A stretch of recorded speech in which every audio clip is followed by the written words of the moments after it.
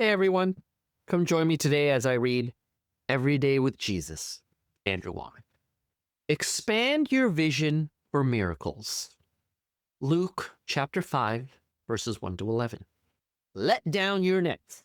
I will let down the net. Luke 5, 4 and 5. Jesus had just used Peter's boat to preach to the people, and he wanted to bless him for this. He also wanted to show Peter how he could meet all of his needs. Jesus told Peter to let down his nets for a catch. At that moment, all the fish in the lake started swimming for Peter's boat. Unfortunately, Peter couldn't believe Jesus' promise. He had been fishing all night and had caught nothing. He certainly wasn't going to have better luck now. Jesus was a wonderful preacher, but what did he know about fishing? Peter was the expert there.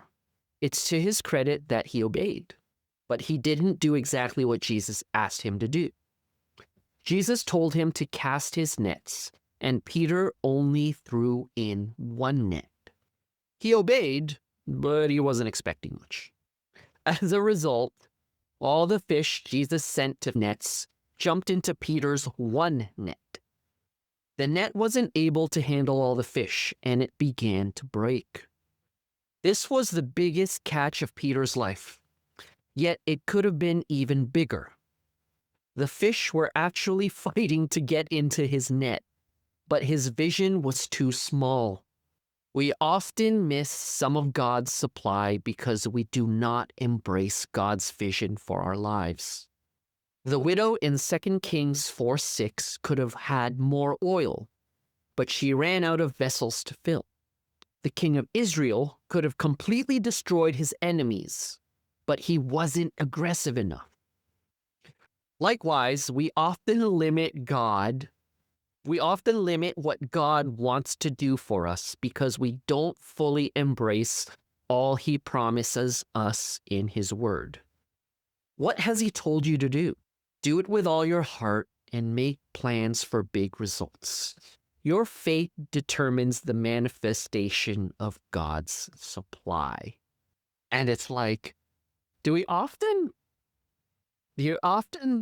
find yourselves in circumstances where you're like, I don't have enough. Where the heck am I going to get this? Where am I going to get my next meal? How am I going to pay the bills? I need this money. Where the heck is this money going to come from? My wife or my spouse is mad at me. How am I going to fix this? We find ourselves in these predicaments and situations, and we're like, how the heck am I going to provide? How the heck am I going to get out of this? What's the answer to this situation? But it's like, oftentimes, the answer is already in front of us. And God has already provided a solution to every single problem that you have and every situation and circumstance you're in. It's just sometimes we're so focused on the circumstances and the problems that we're just blind and oblivious to the answers. I'm going to use a financial situation. Have you ever found yourself at times where you got bills to pay and don't exactly have enough money and you're like, I don't know where I'm going to get the money and pay the bills?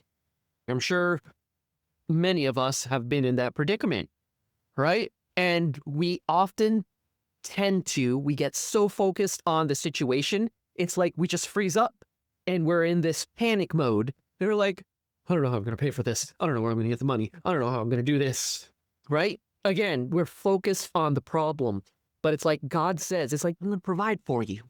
Just like how he told Peter, drop down your nets, watch all fish come in.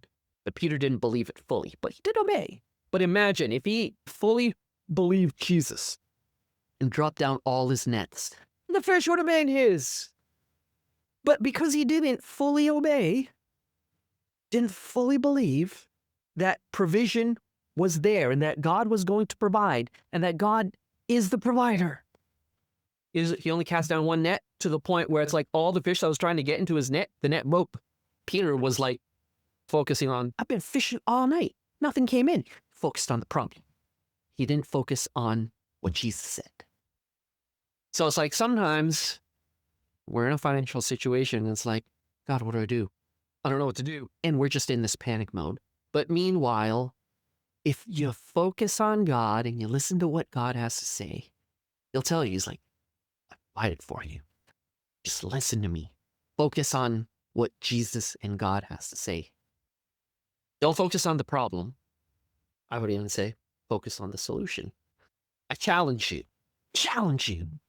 In your life, what are things that you're surrounded by that you could use or that you could utilize to solve your problem? Because I guarantee you there is something. Sometimes we're just so oblivious to it because we're so focused on the problem.